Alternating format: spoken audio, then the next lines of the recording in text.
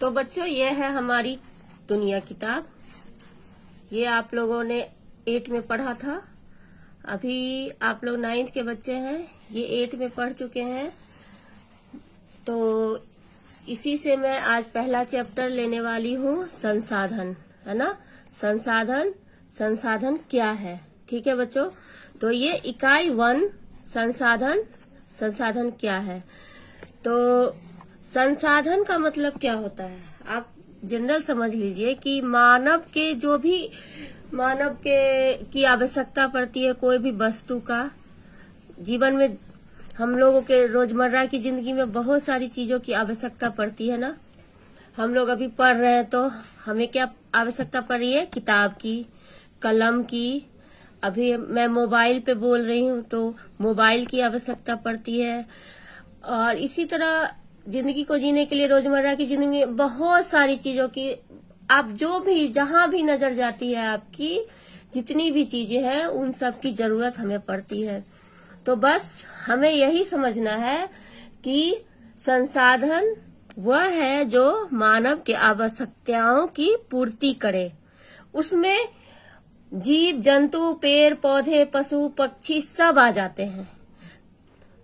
और वस्तु से तो हमारी आवश्यकताओं की पूर्ति होती ही है, लेकिन जीव जंतु से भी हमारी आवश्यकताओं की पूर्ति होती है। पदार्थ से आवश्यकताओं की पूर्ति होती है। जैसे कि हमें भोजन बनाने के लिए खाद्य पदार्थों की आवश्यकता होती है, जैसे चावल, दाल, सब्जी। और पढ़ने के लिए किताबें, कलम और कॉपी, बहुत सारी चीजों की आवश्यकता हो जाती है पढ़ने के लिए। इसी तरह जिस तरह हम लोगों को कोई वस्तु की आवश्यकता होती है, उसी तरह जीव जंतु के द्वारा क्या होता है कि हमें बहुत सारे जानवरों के द्वारा बहुत कुछ प्राप्त होता है। जैसे कि गाय हमें दूध देती है, हम मछली खाते हैं। तो इस तरह से जीव जंतुओं के द्वारा भी हमारे आवश्यकताओं की पूर्ति होती है। तो जिन चीजों से मानवों की आवश्यकताओं की पूर्ति होती है, वो सारे पदार्थ क्या है, वो सारी चीजें क्या है, वो सारी चीजें संसाधन कहलाती है। इसके साथ साथ एक चीज और हम लोग याद रखेंगे कि मानव खुद भी एक संसाधन होता है। क्या होता है, मानव खुद भी एक संसाधन होता है। तो चलिए इसको मैं डिटेल यहाँ से इससे बता रही हूँ आपको। हमारे दैनिक जीवन में बहुत सारी वस्तुओं की आवश्यकता होती है, यानी मानव की आवश्यकताओं को पूरा करने वाले सभी वस्तुएं, जीव जंतु, पदार्थ संसाधन कहलाते हैं, जैसा कि मैंने अभी बताया है। तो मानव भी एक संसाधन है। मानव किस तरह संसाधन है, किसी भी चीजों का निर्माण कौन करता है, मानव खुद करता है, तो वो भी एक संसाधन है।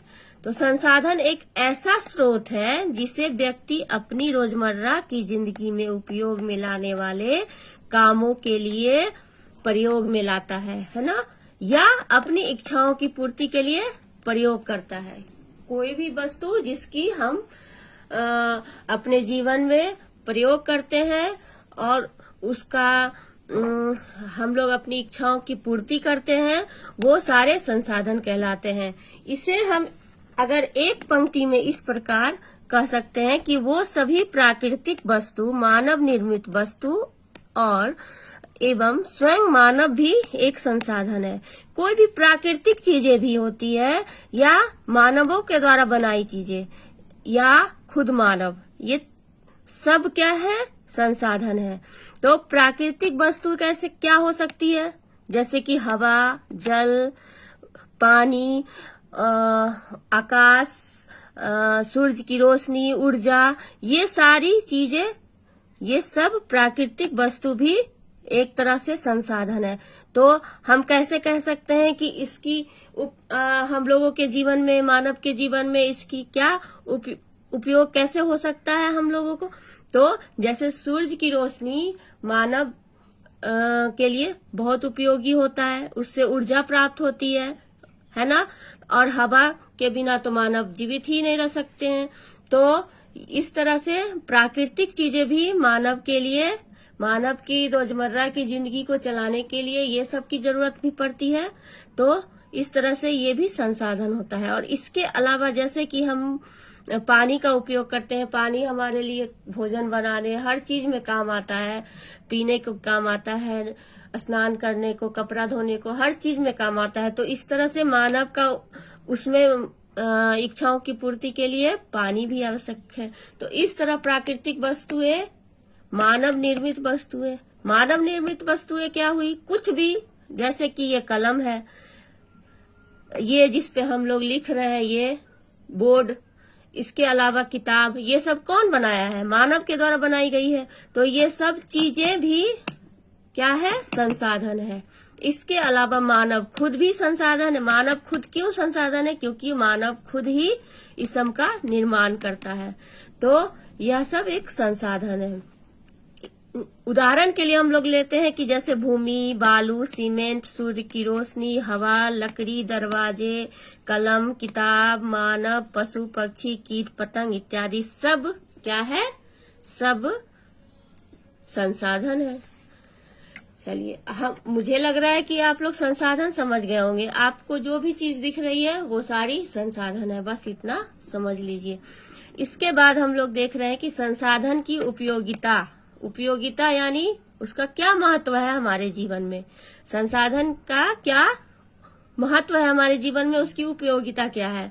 तो संसाधनों का उपयोग करके किसी भी वस्तु का निर्माण हो सकता है।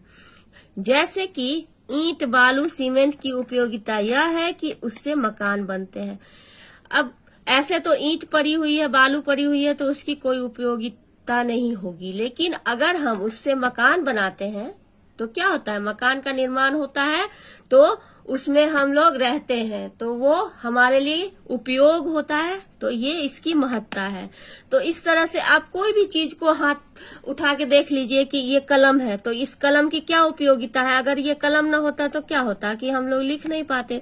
तो हर एक संसाधन की अपनी एक उपयोगिता है कि उसकी खासियत है कि उसकी क्या विशेषता है कि इसका क्या कार्य हो सकता है हमारे जीवन में। तो इस तरह से हम देख रहे हैं, जैसे जल, हवा, सूर्य की रोशनी इत्यादि से मानव अपने जीवन में प्रयोग करके सुदृढ़ ढंग से जीता है ना। जल नहीं रहेगा, हवा नहीं रहेंगे, सूर्य की रोशनी से ऊर्जा जब हमें नहीं मिलेगी तो क्या होगा, मानव धरती पर जिंदा नहीं रह पाएगा। तो इस तरह से हमारे लिए जल, हवा, सूर्य की रोशनी उपयोगी है। तो ये एक तरह से संसाधन की उपयोगिता है, इन संसाधनों की भी उपयोगिता है। तो इसी तरह जैसा कि हम जानते हैं कि मानव भी संसाधन है, तो मानव की उपयोगिता यह है कि मानव वस्तुओं का निर्माण करता है। अगर मानव नहीं रहेंगे तो वस्तुओं का निर्माण नहीं हो सकेगा। वस्तुओं का निर्माण नहीं होगा तो क्या होगा कि बहुत सारी चीजों में कठिनाइयां आ सकती है। तो इस तरह से मानव खुद भी एक संसाधन है, क्योंकि यह वस्तुओं को बनाता है, उसका निर्माण करता है। अब भवन बनाना है तो क्या है, खुद तो नहीं बन जाएगा बालू सीमेंट से, वो मानव के द्वारा बनता है। तो वो मानव वहां पर क्या हो जाता है, उसकी उपयोगिता हो जाती है। तो संसाधन की उपयोगिता हो जाती है। तो इस तरह से मानव भी संसाधन है और उसकी उपयोगिता है। तीसरा पॉइंट में मैंने लिखा है, संसाधनों को जब मानवीय निर्माण हेतु प्रयोग किया जाता है तब उसकी उपयोगिता और मूल्य बढ़ जाता है ना। इस लाइन को हम इस तरह देख सकते हैं कि जैसे यहाँ मैंने लिखा भी है, मरुस्थल में पड़े बालू को जब निर्माण में लगा दिया जाता है तो उसकी महत्ता बढ़ जाती है। ऐसे तो मरुस्थल में हम लोग जानते हैं ना कि राजस्थान में कितने सारे बालू हैं, मरुस्थल और भी जगह पे है मरुस्थल, तो वहां पे बालू ही बालू है। लेकिन वहां पे जब बालू पड़े हुए हैं तो उसकी उपयोगिता उतनी नहीं है। लेकिन जब वो बालू निर्माण के लिए दूसरे राज्य में भेजा जाता है और उसकी खरीद फरोख्त होती है और उससे मकान का निर्माण होता है, तब उसकी महत्ता बढ़ जाती है, इतनी ज्यादा बढ़ जाती है कि उसका मूल्य लगाया जाता है। तो इस तरह से हम लोग बालू, सीमेंट इत्यादि की उपयोगिता को समझ सकते हैं। तो हम इसी तरह सभी संसाधनों की उपयोगिता को समझ सकते हैं। अब जैसे कि अनाज है, तो अनाज की उपयोगिता किस तरह है? अगर हम लोग भोजन नहीं करेंगे तो क्या मानव जीवित रह सकता है? नहीं ना। तो वहां पे वो चावल दाल की भी उपयोगिता बढ़ जाती है। तो इस तरह से संसाधन की बहुत ही महत्व है, महत्ता है इसकी उपयोगिता बहुत खास है। तो संसाधन किसी क्षेत्र के विकास के लिए आधार का काम करते हैं। कि कोई भी संसाधन किसी भी क्षेत्र के विकास के लिए आधार का काम करते हैं। जैसे कि कहीं भी कोई भी संसाधन अगर ज्यादा मात्रा में है, जैसे कि हम यहाँ पे बालू के बारे में बताया कि मरुस्थल में पड़े बालू बिल्कुल काम के लायक नहीं है, लेकिन वो जब निर्माण के लिए दूसरे राज्यों में भेजा जाता है, तो जैसे कि राजस्थान में बालुओं की कमी नहीं है, तो बालू वहां से दूसरे राज्य को भेजा जाता है। तो क्या होता है कि वहां की आर्थिक स्थिति सुदृढ़ होती है। इसी तरह किसी भी देश में कोई चीज अगर ज्यादा मात्रा में है और वो दूसरे देशों को भेजता है, तो वहां आर्थिक स्थिति वहां की सुदृढ़ हो जाती है, और वहां दूसरे देश जब उसको खरीदते हैं तो उसका मूल्य जिस देश से खरीदते हैं वहां जाता है, तो वहां इसका बहुत अच्छे से विकास हो सकता है। आर्थिक स्थिति वहां की क्या है, सुदृढ़ हो जाती है, और उन मूल्यों के आधार पे जिस जगह से खरीदा जाता है वहां भी अच्छे चीजों का निर्माण किया जा सकता है और वहां विकास किया जा सकता है। तो इस तरह से किसी भी क्षेत्र का विकास का आधार का काम करते हैं क्या, संसाधन। तो अगला देखते हैं, जैसे कि एक और इसका उदाहरण हम लोग इस तरह देख सकते हैं कि जैसे किसी खास राज्य में चावल उपजता है या किसी खास राज्य में गेहूं उपजता है, तो वहां से दूसरे राज्य के लोग उसको खरीदते हैं। तो क्या होता है कि उस राज्य में उसको खरीदने के कारण वहां उसका मूल्य जाता है, और उस मूल्य से वहां की राज्य सरकार दूसरी चीजें खरीद लेती है, और इस तरह वहां विकास हो सकता है। ये विकास का आधार का काम कर सकते हैं। तो इस तरह पांचवा है कि मानव को जीवित रहने में हवा, जल, ऊर्जा, वन इत्यादि की उपयोगिता होती है। जैसा कि मैंने ये पहले भी बताया है कि मानव को जीवित रहने के लिए क्या है, हवा के बिना वो जिंदा नहीं रह सकते, जल के बिना भी नहीं रह सकते, और सूर्य की ऊर्जा नहीं मिलेगी तब भी नहीं।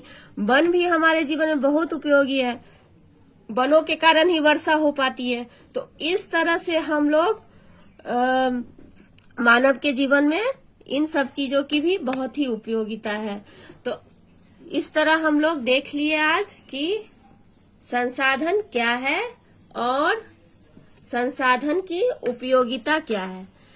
तो मेरे ख्याल से आप लोग को समझ में आ गया होगा, और आज के लिए इतना ही रखते हैं। अगले क्लास में कल मिलते हैं, और कल हम लोग पढ़ेंगे संसाधन कितने प्रकार के होते हैं। तो कल तक के लिए बाय बाय।